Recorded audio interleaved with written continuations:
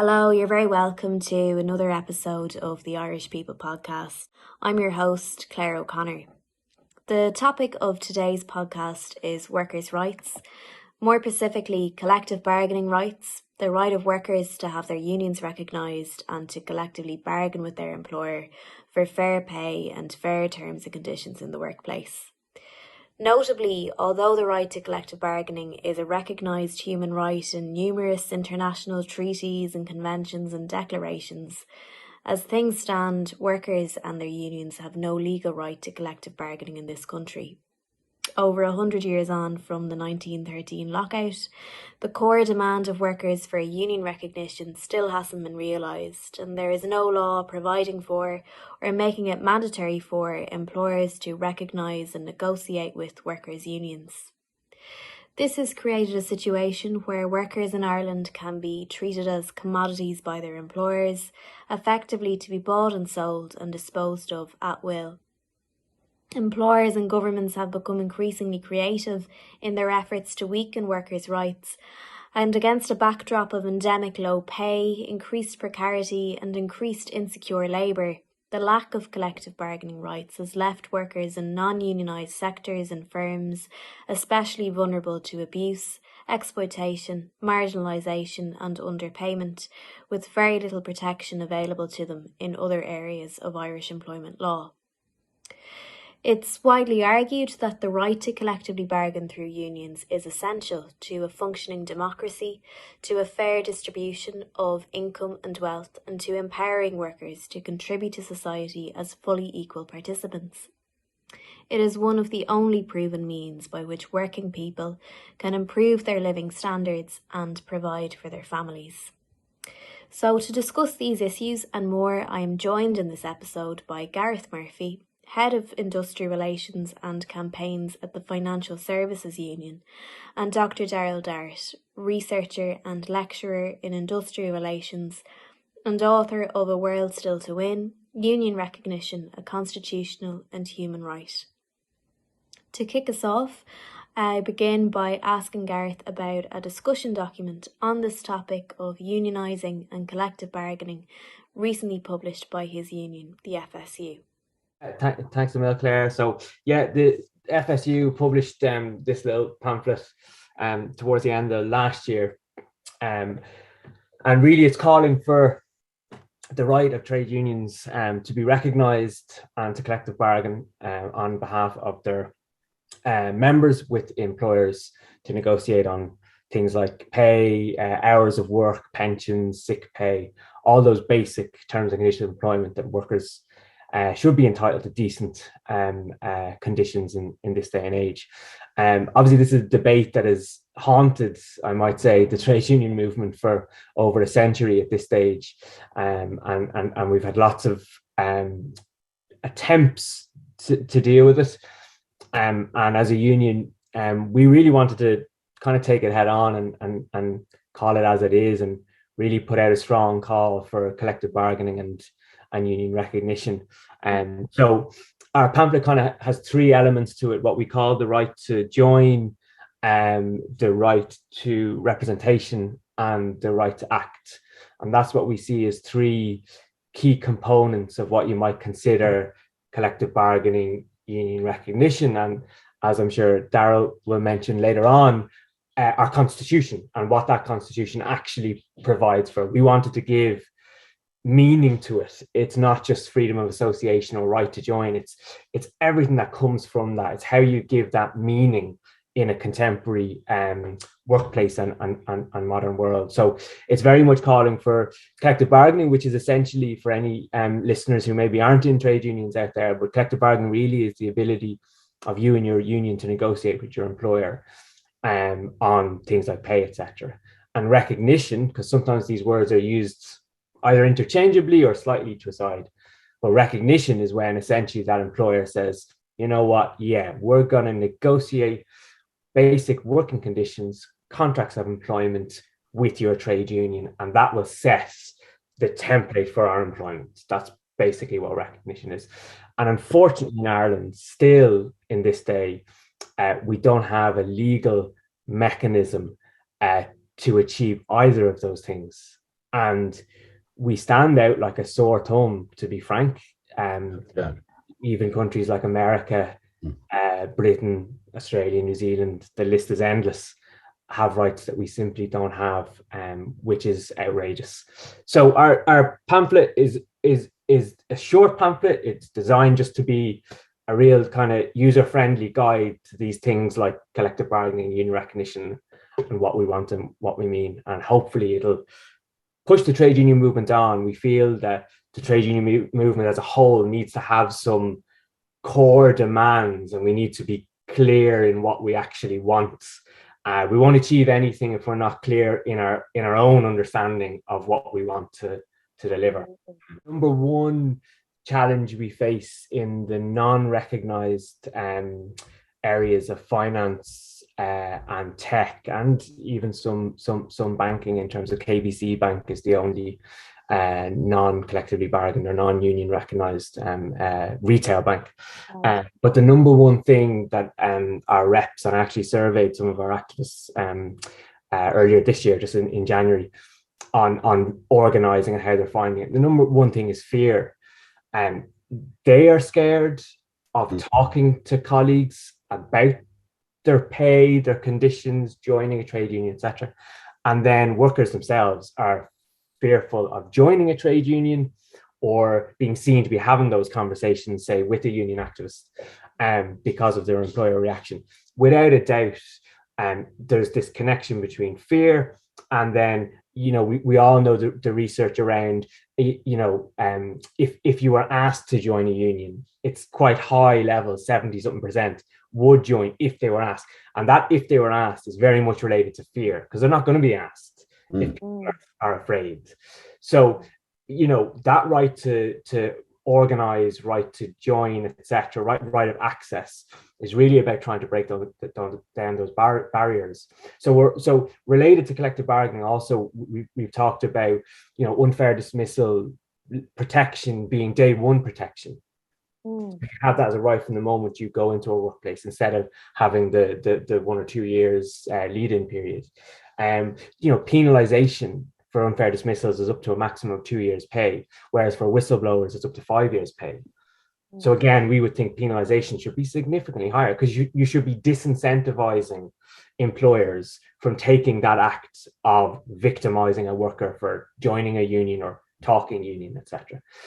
So there's a number of those kind of measures as well, which we want to break down the fear of talking about and asking people and actually joining a trade union. Because even with collective bargaining or recognition, that is not going to significantly change by itself the balance of power between, employers, bosses, capital, whatever way you want to describe it, and workers or employees. So we still need to organize, even if we get good collective bargaining legislation. So again, we see that right to join and right to organize. Biden is always talking about that right to organize act. We see those things as very much key, essentially, to union renewal, to really rebuilding this trade union movement that three of us are all committed to. Thank you, Gareth, for that summation of the discussion document. And listeners can find that document entitled Unionising and Collective Bargaining Hold Key to a Fair Economy and More Equal Society on the union's website, fsunion.org.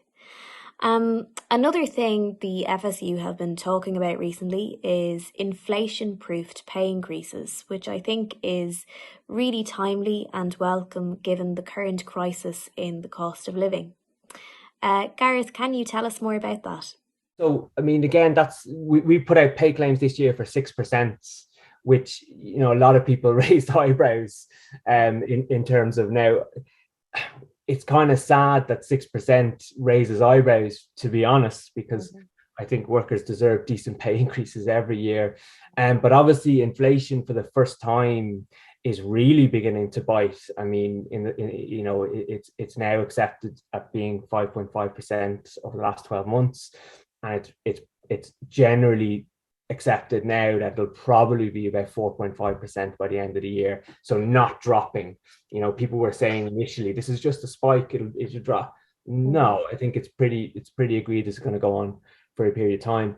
And when we look back at pay years and years ago, you had incremental pay scales, first of all. So you had guaranteed contractual increments. And then for a long period of time, you had national wage agreements. And those were always usually in and around inflation. And then on some occasions, you might then have productivity agreements or performance agreements, depending on where you were. So all in all, you had kind of 2 or 3 mechanisms of delivering pay. With the economic crisis, 2008, 2009, in the private sector anyway, like we saw that whole approach to pay really under attack, and that it was now only going to be kind of performance related pay. And these are highly individualized forms of pay where you get a performance rating, which is always subjective and always debatable as to what those ratings are. And they might deliver 1.5%, 2%, really, really low. So as a union, we wanted to resurrect this concept of you should have a pay increase that's linked to inflation so that you stay still, because that's all that is. That's just staying still on a yearly basis. And then, yes, there should be performance or productivity or improvements or whatever other pay increases related to how profitable your company is. It's not reasonable to say a bank getting 1 billion profits versus a corner shop should be getting the same. But if you have basic inflation-proof pay increases, then the addition should be taken off profits. So the big banks, for example, are highly profitable. They should be paying a little bit more than others. So that's where we decided to really target that in terms of inflation-proof. And we've got one deal just done actually today in Ulster Bank, where we have, if you're middle of the range, you get 4%. If you're middle to lower the range, it's 6.5%. So we feel that's a good kind of negotiated pay increase. We'd obviously love more, we always would, but in the context of the environment, you have to negotiate what you can. But it comes back to that question of collective bargaining. Like Ulster Bank workers had an elected team. The elected team went in over the last 2 months. They dug down into all the stats of the employer, all that information. They negotiated an increase. They don't decide the increase. They communicate that increase today. We hold members' meetings, and then members get to democratically vote over a 2-week period on whether they accept that pay proposal. It's all transparent, it's bargained, it's democratic. That's what every workplace should be like in terms of big things like pay negotiations. So we're pretty happy with that. But we've a lot more to do elsewhere in the sector. My next question is for Daryl D'Art. Daryl is our second guest on this episode and recently authored a pamphlet called A-World-Still-to-Win, Union Recognition, a Constitutional and Human Right. It's a really excellent and comprehensive analysis of this subject, and copies are available on the Workers' Party of Ireland website. Daryl, your pamphlet relates this issue to the constitutional guarantee of freedom of association. At the moment, the right of citizens to come together in unions and other civil society organisations is guaranteed in the Constitution by Article 46(1)(3). Does the absence of statutory provisions for union recognition undermine this constitutional right? Before I begin, Claire, could I say something about Gareth's 2 points you made, Gareth, and I think you're absolutely right on the question of a legal right, and that might reduce that fear around it, that in short it be legitimate or respectable. And secondly, about performance related pay, it's been proved on I don't know many occasions not to be objective. In fact, it's not an objective criteria. Its effect really is, whether it's intended or not, maybe to divide workers actually, and somebody's getting tuppence and not somebody else's tuppence halfpenny, and they're divided on that, and it's corrosive of collectivism and solidarity and all that sort of thing. Anyway, now you wanted to ask me about freedom of association. Yes, sorry about that, Claire. Yeah, freedom of association. It's in fact actually. It's marvelous that we have a right to freedom of association in the Constitution. It's really a boon. It could be, and it should be indeed, and it's a great thing. And what it means, as interpreted by the judiciary, that people have a right to form unions And there the right stops. The Supreme Court and the courts in general have always said, yeah, what does freedom of association mean? How do they interpret freedom of association? It means one has a right to form unions. But does that mean that you have a right to have them recognized? No, the Irish courts have said on a number of occasions, it doesn't mean that. Now, the Supreme Court of Canada has said to give a right to join a union or to form unions, but not a concomitant right to recognition. It's a paper right. It's really of no value. It's not a concrete right. But leaving the Canadian Supreme Court aside, because it's a faraway country, as they say, to come closer to home, the European Court of Human Rights, that's a really interesting development on the whole concept of freedom of association, because the European Court of Human Rights, up to 2008, they had said, yeah, freedom of association and the right to freedom of association, which is, of course, a right in any respectable democracy, any democratic system must have a freedom to associate.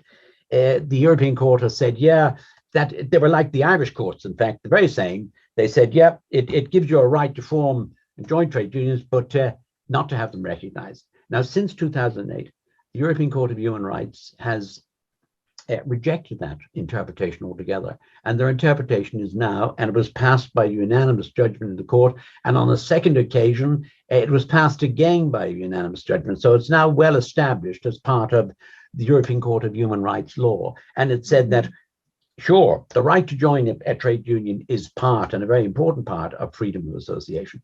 But recognition is a concomitant right. It's, you can't have one without the other. If you have freedom of association, you must have the right to join a union and the right to have the union recognized. Because, the whole idea of workers joining unions is not simply the pleasures of association.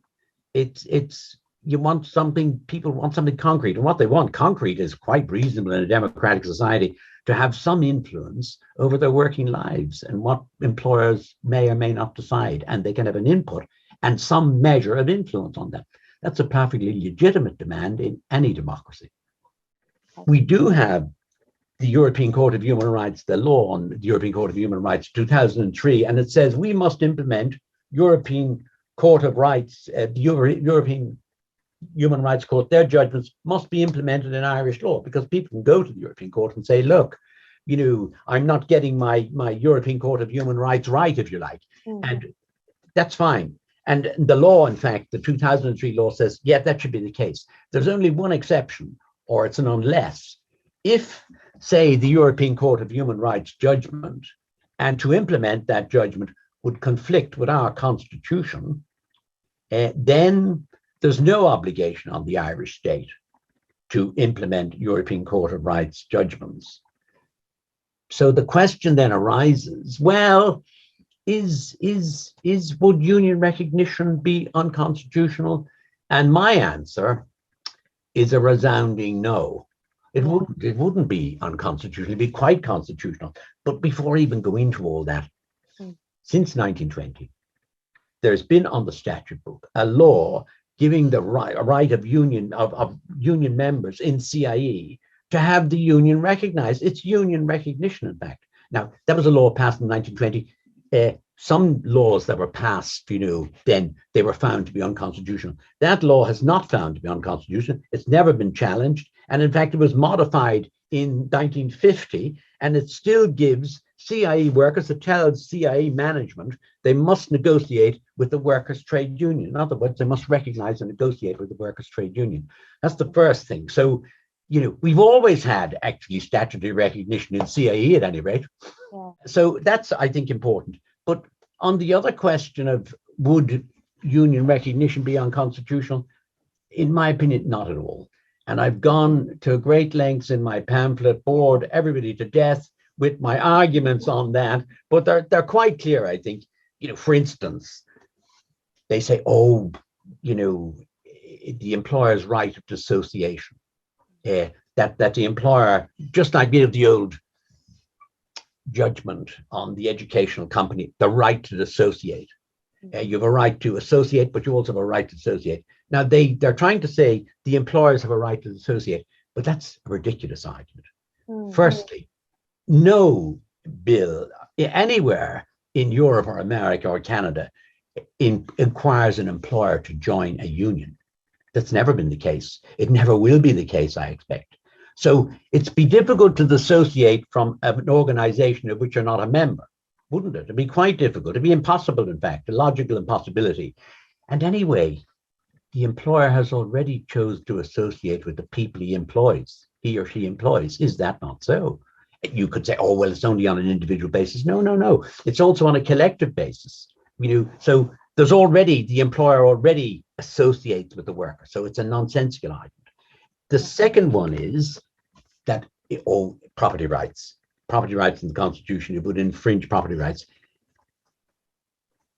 Property rights gives the person who owns property a right to do what they will with their own. Sure. But, property right doesn't give you a right over people. It gives you a right over inanimate objects like property.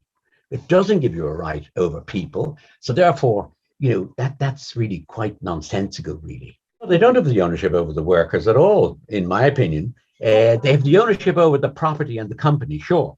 There's no doubt about that. But that doesn't give them a right. It's what it really is saying is that once you own property and you have property in the company and you own the company, you have an absolute right to manage.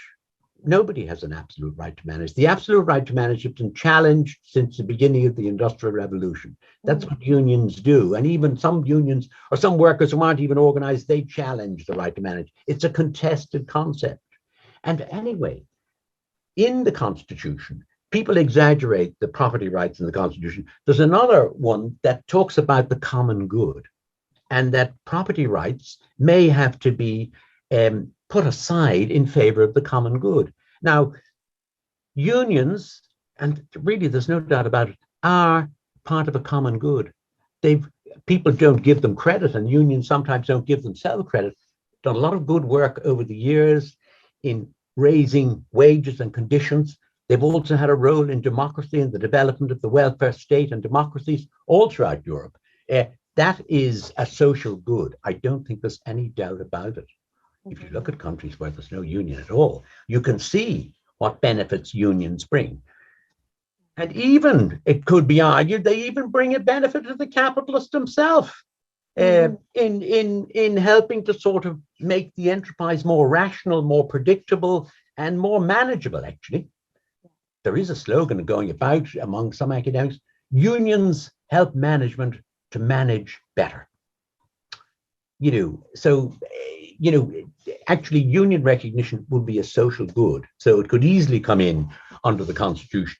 And then there's the embarrassment about the judgment in the European Court of Human Rights. So, I was talking to Gareth about this earlier, and Gareth said we should, go forward. The union movement should go forward looking for a law. And there's already a failed bill, which is a very good one, on union recognition. It's, in my opinion, excellent. It's elegant. It's short. It's a paragraph. There's no complications about sectors, and there's none of that. It's just about the right to have the union recognized, and that really complements that and expresses in a concrete form the constitutional right to freedom of association. So, I think that bill is really a very good one. Yeah, I mean, so my view has always been that we should proceed with clear, simple legislation. And I always took the view that if it's challenged, so be it. Take it on in the courts. And don't be afraid of that, because of course employers are going to argue that the Constitution would oppose it, or they'll argue anything basically to oppose it. But my view was always take it on. Now, I hadn't developed much of I still haven't developed much of a constitutional kind of brain or mindset on these things. But when I read Daryl's pamphlet towards the end of last year, so only recent, I think it was only published last year. And anyway, so but when I read Daryl's pamphlet, it just, all of it made sense and it clicked in. It was one of the most positive things actually I've read around this whole question of recognition and collective bargaining, because a hell of a lot has been written but I'm not sure it has brought any clarity really on the subject. There's been a lot of confusion since that Ryanair case. Absolutely. And all of the attempted legislative approaches in the mid-noughties and then in 2015 and all that seem to add more layers of confusion. And as a young trade unionist during kind of 2010, 2011, 2012, I really felt that there wasn't much clarity on this. So when I read Daryl's thing, I thought, finally, someone has really clearly explained what myself and a lot of people thought was the right thing. Anyway, let's go for it. Yeah. And can't see why the Constitution really is an objection. And now I'm glad that we have a positive framing of what our Constitution provides us as workers, but also backed up by international examples. And then more recently, the European Court of Human Rights case law, 2 or 3 cases Daryl mentions. And I think sometimes we forget that the law is contested to struggle, and it's influenced by the political economic context. Absolutely. It exists. That's really, really important, because the Supreme Court's changed their understandings based on what is going on. So I'm in favor of a big campaign in Ireland by every trade union for legislation here. I think it shapes public debate. It'll be an organizing campaign in and of itself. If we can start talking to people about collective, that's a good. Even if you don't get there, that's still a good. Raise these questions. We will shape and influence. We will get people to join the movement. Then better, braver, stronger activists will take over from us. Carry the movement on in a better position. And that's what we really want. Like, we've seen some in the trade union movement and some activists from various different political parties and perspectives on the broad left make the case that solving this problem for workers will require a referendum to change the Constitution, that any legislative fix will inevitably be struck down by the courts as unconstitutional. And we've seen how progressives have won on repeal and on marriage equality. How is collective bargaining any different, and should we call for a referendum on it? I mean, I'll give a quick view, and then Daryl, you come in. So I mean, so even before really reading Daryl's paper, I mean, I would have been of the view that if a referendum is necessary, grant. Again, go for it. Like, as in, let's be brave. Let's, take on big issues and big topics. Like, let's not just be scared as a trade union movement anymore. We have to be brave in these things. So yeah, even if a referendum was required, which now I'm convinced it actually isn't, but if that was necessary, that's not something to be fearful of either. And we did some polling data as a union towards the end of last year when we were releasing this booklet, and it was independent polling data done by Ireland Thinks, the company, and there was sort of mid-70s consistent support for the legal right of a workers' union to negotiate their conditions in employment. Didn't explicitly say collectively bargain or recognition, because actually we felt those phrases would confuse really the question. So it was just about should your employer have to legally negotiate with your union, which I think is an easier way of phrasing it. And it was mid-70s support from this. And what was amazing was that support did not change across age demographics, number one, right? So age demographics, we always hear, oh, young people don't want Okay, didn't change, consistent support. And secondly, across political party voting preferences, so who do you vote for in an election, every single party, a majority, were in favor of the legal right of unions to negotiate on behalf of their members. Wow. Every party.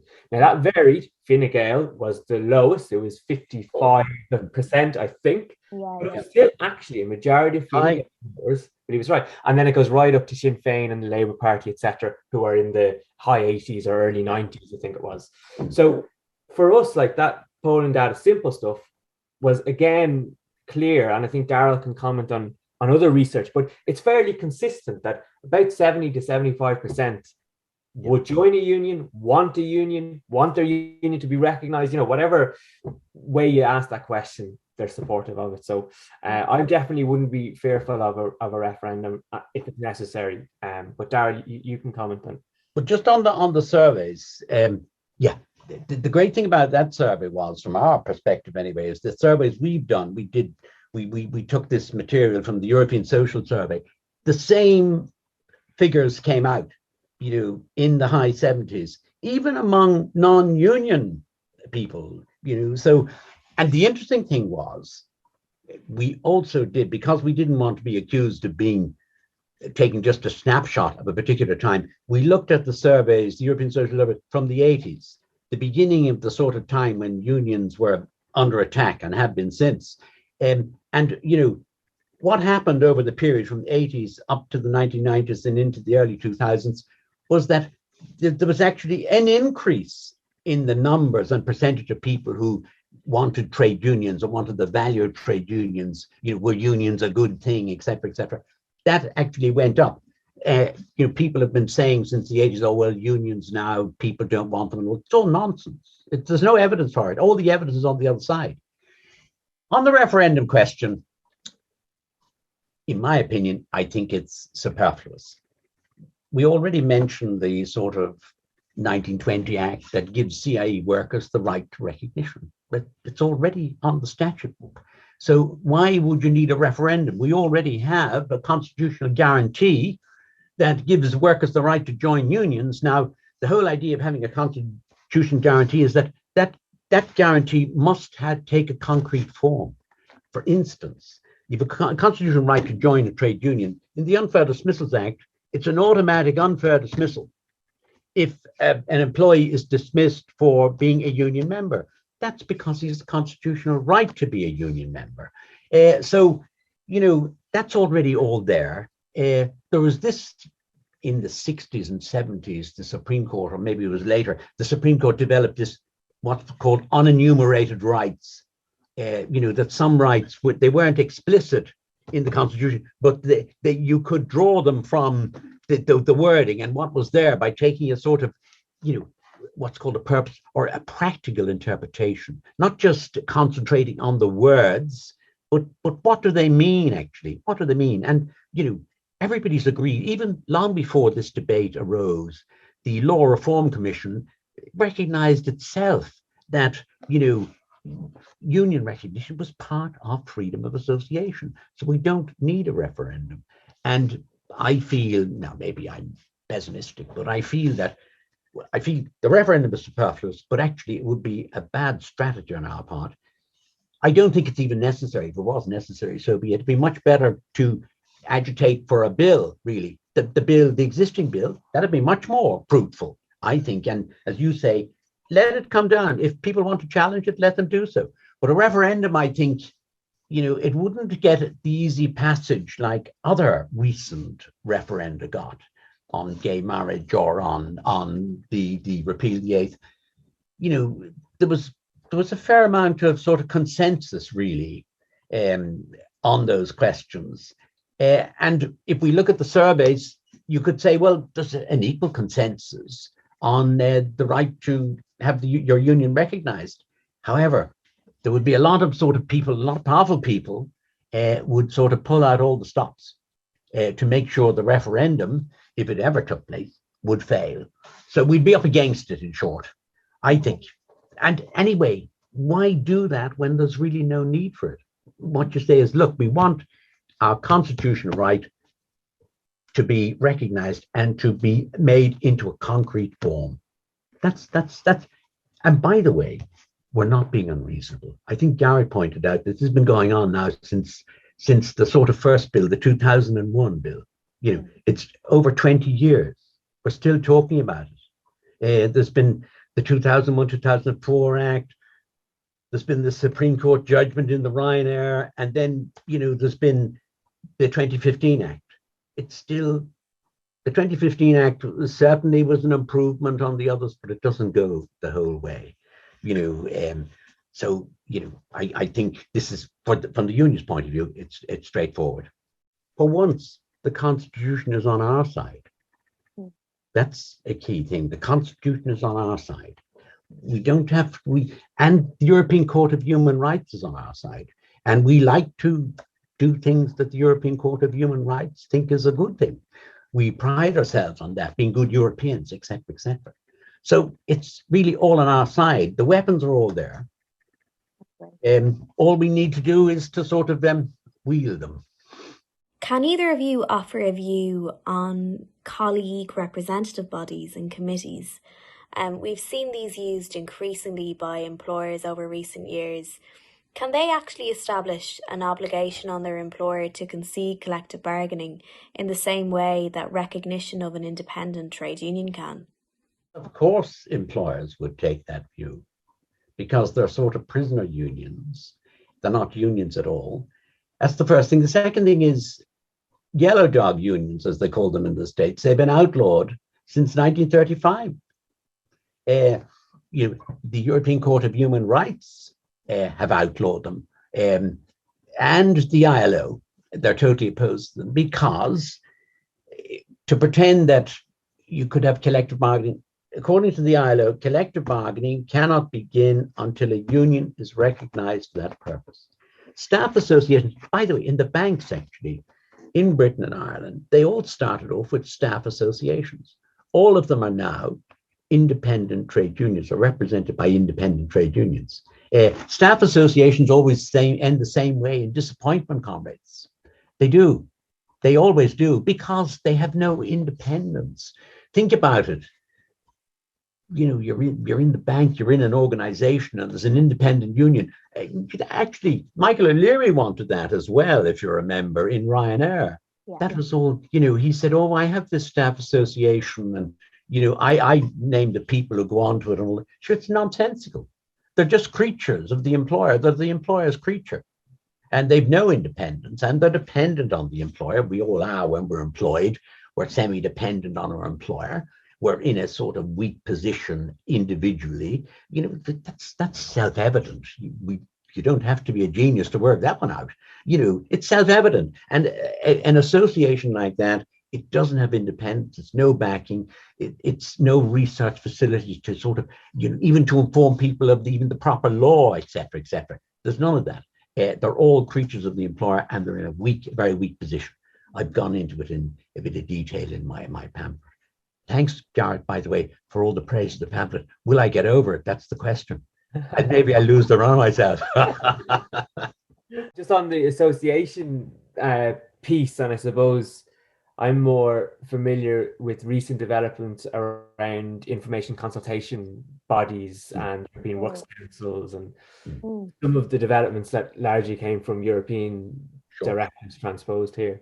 And one slight historical correction on the Irish Bank Officials Association, which was founded in Irish banks 100 and so years ago, was always a trade union. I stand corrected, Gareth. Yes. Yeah, you are right that in British banking there were internal staff associations. But actually, although it was called an association, it was a registered trade union. Right. Affiliated to the TFC and all that. Yeah, exactly. That then led into the union I'm in now. But one of the more recent developments has been the development of information consultation committees or bodies arising from European directives. And I suppose what's really important for any, again, listeners maybe who are not in trade unions or who may be in an employment that has an information consultation body is that it isn't a trade union. And what I mean by that is, because that's just a sentence, but what I mean by that is it's not independent of your employer. It's usually resourced by your employer. The elections are held by your employer. They're usually done through your employer's email system. And most importantly, the employer is only legally obliged to share information and consult. There is no negotiations. Absolutely.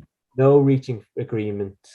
There's no use of the WRC or the Labour Court where there are disputes, and you're not as it isn't a registered trade union. It can't legally ballot for industrial action, so you have no ability to actually express your collective frustration. So there are real big differences between a lot of these staff associations or bodies that we have today now, particularly in the multinationals, And then on top of that, then there are often European works councils that again come from European directives, etc.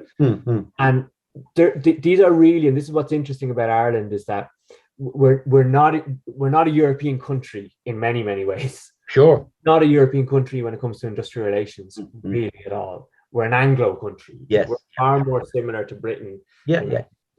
And in Europe, there are systems of works councils and employment councils kind of sit alongside trade unions that usually sectorally bargain. Yeah.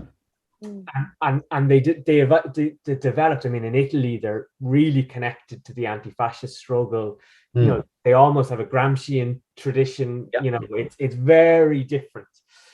Whereas in Ireland, you know, these are modern creations of employers with the worst transposition of EU directives, like the weakest you can do in Ireland. So very much not independent.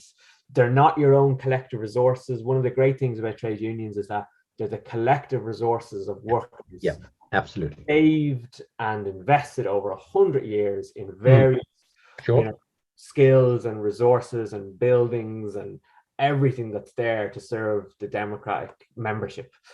Staff bodies don't have that. Like, but most importantly, they don't actually negotiate. At best, they'll consult. They don't negotiate, and that's the big difference, really.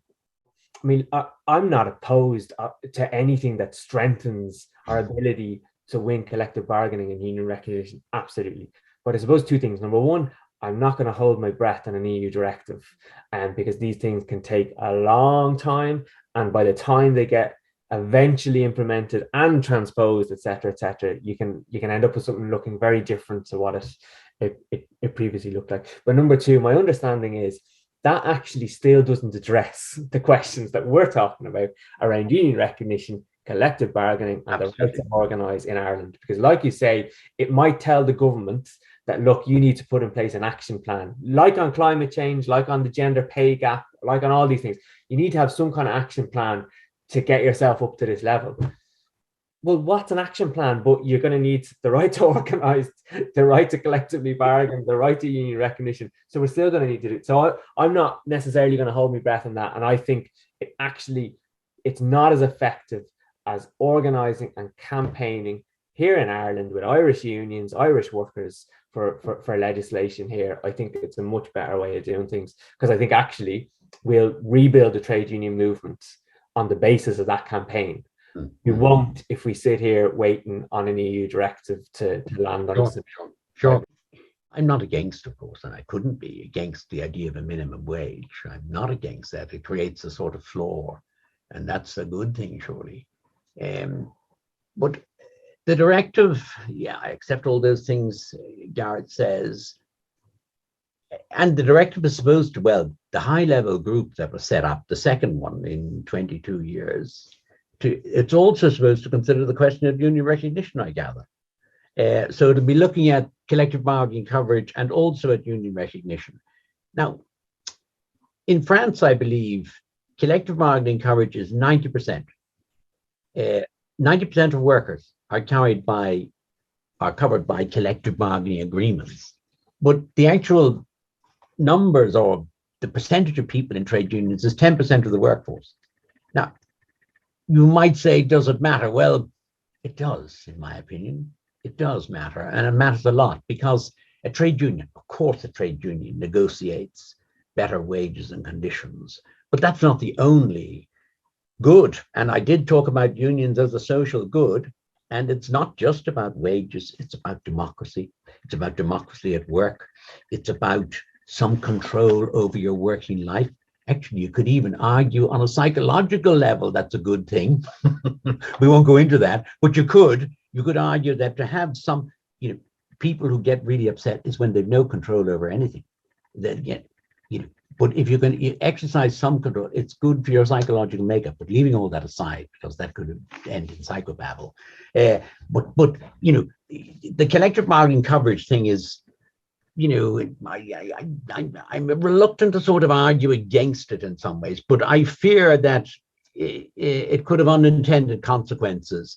and it doesn't recognize the real good that unions do, not only at the workplace level, but in society as well. And I've already said about the rise of democracy, unions were very important, played an important role in that. The welfare state, unions played an important role in that. The concept of pensions, etc., etc. Unions have all been instrumental in those things. So it's of course, wages and conditions in the individual workplace are very important, but unions also fulfill other functions. And the collective bargaining coverage, unions are an important part of civil society. They really are important. In fact, the Piketty fellow, with his book, Capital in the 21st Century, he talks about unions weakening since the 80s, and actually the weakness of unions and the absence of unions making a contribution to the continual concentration of wealth. Like I came across a figure there in the 50s, 60s, and early 70s in the States, a chief executive salary was 50 times that of the lowest paid worker in the enterprise. It's now 350 times. And of course, the States, like the union movement in the States is in a very parlous condition altogether, in spite of the promises of Obama, and in spite of the promises from Biden. So that's all going away from I'm ambiguous about the collective bargaining coverage. I don't want to say no, but there could be dangers in it. And, it's the way I see it, workers in unions, it's a good thing for the workers, it's a good thing for the enterprise, and it's actually a good thing for the state, generally speaking, and collective bargaining coverage misses some of the social goods that come out of it, really. So I'm a bit dodgy about it. Yeah, I think Daryl makes a really good point that we need to be conscious of, and that is the extension of collective bargaining coverage by itself without enabling unions to organize on a level playing field. Absolutely. Just talking about getting rid of that fear question, penalizing employers who do bad things. It's about those things. So without addressing them, collective bargaining, extending that coverage, will end up with a hollowed out trade union movement where it might be negotiating on behalf of all members. And all we'll do then is negotiate bad agreements. And that will discourage people from joining, and you'll be in a negative cycle. So we need to we need to rebuild the trade unions in workplaces. I couldn't agree more. By bit. But anything we can do to extend that as well at collective bargaining, happy days. Let's combine it in a positive way. But I would share a reservation or concern that Daryl has indicated, that if you do one without the other, you'll be in a bad place in 15 years' time. Well, think about that. No, I'd be absolutely at one with you on that, Gareth. One on its own, the two in combination. If we're going to have this collective bargaining coverage, we have to have the right to recognition.